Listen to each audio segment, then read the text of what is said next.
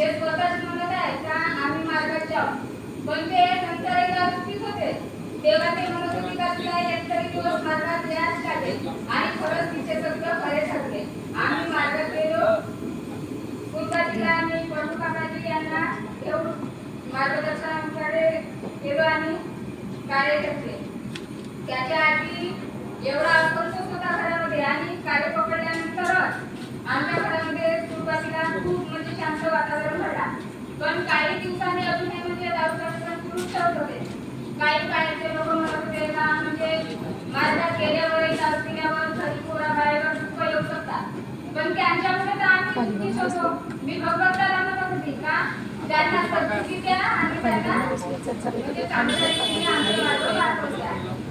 परत बाबांनी ते आम्हाला म्हणजे काही दुःख दिलेलं आहे, त्यांना एकदा खूप दारू काढून ठेवले होते, आम्ही त्यांना सद्बुद्धी दिली. बाबांच्या खूप आभार. नंतर आम्ही ते खूप माफी मागण्यासाठी आम्हाला धोरणात पाठवली होते. तिथे आम्ही आमची चूक केली. नंतर घरी आलो आणि चांगल्या पद्धतीने आम्ही आमचे मार्ग कार्य करून सुरळीतपणे पार पाडत आहोत. परत आधी म्हणजे रोजच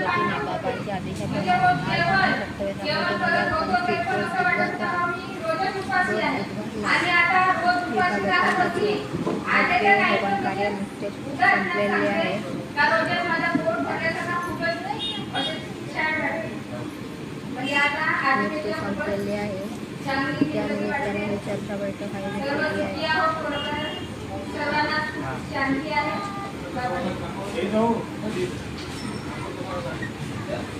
आम्ही सांगतो काकांना आम्हाला सत्य मार्गाने प्रेमानेच वागायची इत्यादी अशी काकांसमोर विनंती करते.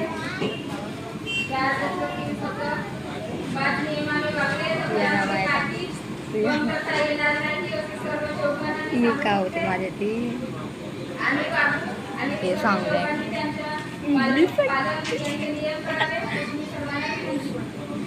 सर्वांना तुम्ही काकू